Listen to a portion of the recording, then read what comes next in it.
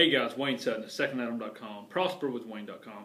Positive mental attitude. I want to talk about a positive mental attitude, and I want to talk about it in a way that you can take this and make it a reality in your life. Now, many years ago, I received a book. It was an antique book, even 20 years ago, and the book was about a positive mental attitude. And even though the book really was it was a decent read. There was a lot of things in it I did not agree with and I want to talk about on this series today. Number one, a positive mental attitude is extremely important as we go through with that. But we're going to talk about a positive mental attitude and its lacking, or the places where it can be dangerous. Can it be dangerous? Absolutely. How? It becomes dangerous when you go into this place of everything's going to be okay. It's just a facade. It's just a dreamland where you never take action, or you can't see the problem that needs to be handled.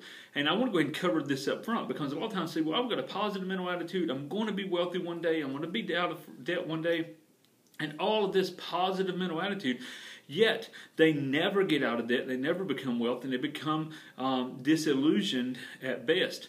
Another area I want to talk about is when people say, hey, I know everything's working against me, my job's terrible, I'm going deeper in debt, but hey, God, I know I'm going to do good, I've got a positive mental attitude. You know, you can run your head into the wall, and if you do it long enough, it's going to hurt. And depending on how hard you hit, it's going to hurt really bad. And even if you have a positive mental attitude about that, it still hurts. You're still not going to break the wall. So what I want to talk about is a positive mental attitude that leads you to productive action. That leads you to productive actions, action steps. So, number one, build close relationships. If you want a positive mental attitude, if you want to truly succeed in life, look at the relationships you're in. Because if you're in a relationship with people, and I say build close relationships, that means close personal relationships where you know that person. It's not just you know their name and what they do as far as a business or career, but you know that person. Listen, buy someone lunch, buy them dinner, spend some time with people if you really want to know about that person. So positive mental attitude is very easy when you have close relationships, because you may face something, you go, oh my gosh, what do I do? Guess what? You can call somebody that's went through it, that's covered, that's handled this before. Maybe it's a close relationship that has an answer. If nothing else, they're a shoulder to cry upon, or maybe a sounding board, a mastermind for your own thoughts and ideas. So, build close relationships. In fact, ask yourself, how many relationships do I have that I consider close at this point? And it's not that you have 500 close relationships, but you have some truly unique relationships. What I mean is, they're not just family members, they're friends. They're not just friends, they're family members, they're business associates that you have some common goals with, some commonality with, some common interests, and you really build a relationship with them. Now, I'm not, for sake of time, I'm not going to go through all of mine, but I can tell you some unique, close relationships I have that have helped me, and I've been able to help them. So again, let's look at that. Build close relationships, number one. Number two, every problem has a solution. I'm going to say this very carefully. Every problem has a solution, but every solution can't manifest immediately. What I mean by that is every problem has a solution, but some things cannot be changed. Now, today I'm listening to a friend of mine. He's talking about the tax, the highway tax, the gas tax here in North Carolina, one of the highest in the nation, if not the highest. And he's complaining about it. It's a problem, and because everyone's paying more. It's a problem, at least in his mind. Hey, the tax is high, we're paying more for fuel. If we could save that money, we could spend it in other areas of the economy. We could save the money. I totally agree, the taxes are very high. But listen, every problem has a solution. However, some things cannot be changed. Unless he has the ability to go and fight the taxes, go into the government, go to the political leaders and fight this, then what he's doing is wasting energy complaining about it, instead of taking that energy and saying, how can I do something productive? Can I buy a car that uses less gasoline? Can I carpool? Can I make more money so I don't worry about the extra 20 cents per gallon? If most people would take the energy that they have complaining about something, going into a negative mental attitude, and say, how can I change this? What's a positive way to change this? And the positive mental attitude actually take them to another place of productivity, a place of profitability. That is one way. So number one, build close relationships. Number two, every problem has a solution. However, some things cannot be changed.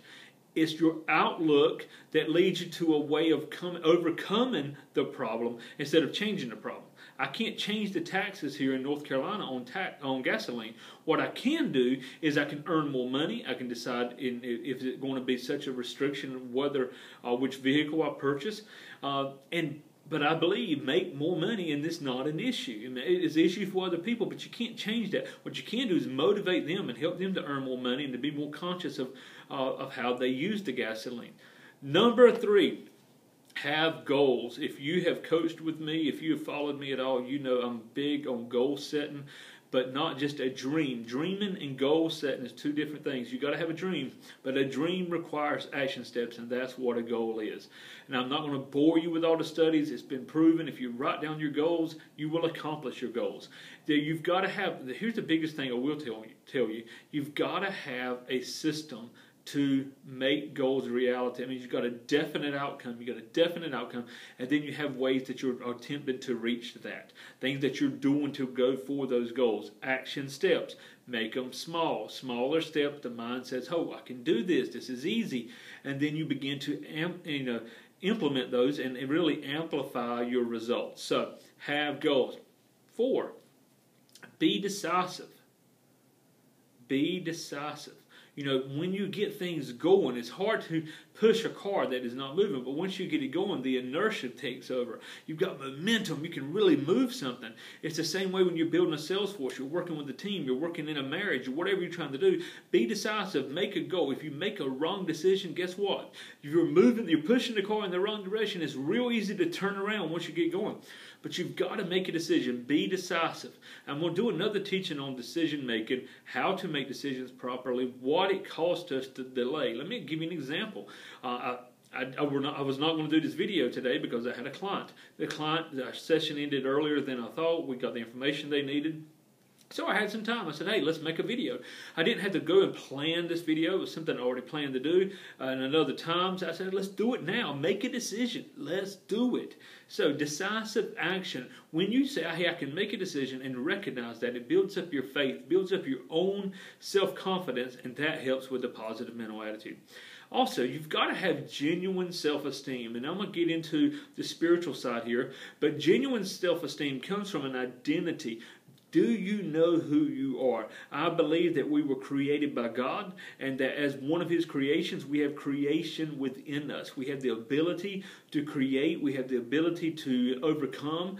And so I go with that place. My self-esteem is not based upon Wayne, but it's based upon my Creator. My self-esteem, however, I know He created me individually with strengths and talents and abilities, and I have decided to amplify and tweak and work on those, and to have a self-confidence that is higher than many people, not a boisterous, not an unhealthy ego, but a self-confidence that I know, self-esteem, that I can take a challenge and I can find a solution and I can bring the solution because that's what God has created me to do. Now, so that's number 5, genuine self-esteem. Maybe you don't have that, but how do you develop self-esteem? You go back and you recognize you were created by God, and that as a child of God, as one that was formed by the Creator, listen, if you're not a Christian, you don't agree with me, that's okay. Listen to me. You were formed by a Creator. So that creation within you, allow that to come into manifestation. And understand, if someone else has solved the problem in life, you can solve it too. Anything that has been done, you can do as well. It is an area of faith and belief, and recognize you are special just as you are. That is what genuine self-esteem comes from. Knowing you're special as you are, and you can go from one place to another. You can move, you can advance. So, genuine self-esteem, number 5. Number 6, have a long-term view. A long-term view. If you're always looking at the watch, going, what am I going to do today? What have I done this week? What have I done this month? That's good on your short-term goals, but you've got to have a long-term viewpoint. Delayed gratification is something not taught today, but needs to be taught. What is your long-term goal? If you're in a marriage, what's your long-term goal for that marriage? If you're in a business, what's your long-term goal? What are you doing? Having a long-term plan. Here's why it's so important. Life is going to give you some roadblocks, some speed bumps. You're going to run into issues. But if you have a long-term goal, a long-term plan, then all of a sudden, these things come up. But guess what? Your heart, your mind is set on not what this looks like today, but what it's going to be 5 years or 10 years from now. I can tell you this, with our coaching practice, I have a 5-year, 10-year, 20-year plan. With the ministry, I have a 5, 10, 20, 30-year plan. We have things planned out, and we always go back and look at that. We can change that and tweak that as we grow, as we mature in business and in our ministry. But also, if something happens today, I don't have to say, well, this is the end of the world. I failed. I can say, wait a minute, this is a situation that must be handled, but my long-term goal is I know where we'll be 5 years, 10 years, 20 years from now. And the bigger issue today becomes really small stuff at the moment. So, takes me to another level. To another point, should I say. Number 7, always look for the silver lining. Every cloud has a silver lining. Look at things that come up. How can we fix this? How can we modify this? How can we overcome this? And so when you overcome something, when something comes into a place of a problem, when something comes up and you say, how do I overcome this? Well, not only how do I overcome it, but is there something I can learn from this? Is there a silver lining to this? I've had business partners that it didn't work out with. They had business plans that we invested money and time into, and they didn't work out the way we thought. But we were able to look and see and grow and truly take, what did we learn from this? What did we learn about this person? What did we learn about this market? What did we learn about this advertisement? What did we learn about this relationship? And look for that silver lining. If you'll look for it. And how do you look for it? You notice, first of all, you must be aware, you must recognize, I've got an issue here. I've got a problem. And when you recognize that, you can go, okay, now I need to find that silver lining. Now, if you're looking for a silver lining, number 7, we're going to go right into number 8. Number 8 is expect a positive outcome. Expect a positive outcome. Back to our long-term goals. If you're expecting things, if you know who you are, you know the ability that's within you, then you can expect good things to happen, yes? If not, you need to revamp, you need to reconsider who you are and what you're doing. If you're expecting things to be negative, expecting things to fail, guess what? You've failed already. If you're expecting things to fall apart, they will. Done. Don't worry about it. It'll happen. But if you're expecting good things to happen, then when everything falls in your lap and it's chaos, you can go, okay, great. My long-term view is I see this becoming a non-issue. I see a silver lining. I'm going to learn from this, and I'm expecting a positive outcome so I can overcome even what looks like a terrible place today. So, number 8 is expect a positive outcome. Number 9 is take care of every issue in your life. There's times when I spend more on my spiritual side than I do business. There's times when I spend more on my relationship side than I do business. There's also time when I spend more in business than I do my relationships. Sometimes people say, well, you should make sure your life's in balance. Sometimes you've got to get out of balance to get into balance. What I mean by that is look at the area that needs some help today, some areas that you need growth in today, and spend time and energy there. If you work on your physical health, it will go over into relationships, it'll go over into business. If you take care of your body, if you take care of relationships, it'll show up in your business. If you take care of business and you take care of the finances, that will show up in other areas as well. So take care of the mind, the body, the soul. Take care of, and I'm going to give you 5 areas real quick. Number 1 is identity. Knowing who you are. As I said, you were created by God. Get to know your Creator. Get to know who you are as a created being, a created child. Number 2, look at your purpose and destiny. Take care of the things that you're doing to make sure you're heading in the right direction, to stay in that positive mental attitude. Number 3, look at your relationships. If there's any issues, do you need to dissolve some relationships? It's okay. Do you need to amplify relationships? Do you need to build those close relationships like we talked about on the first point of this video? Do you need to build those positive relationships?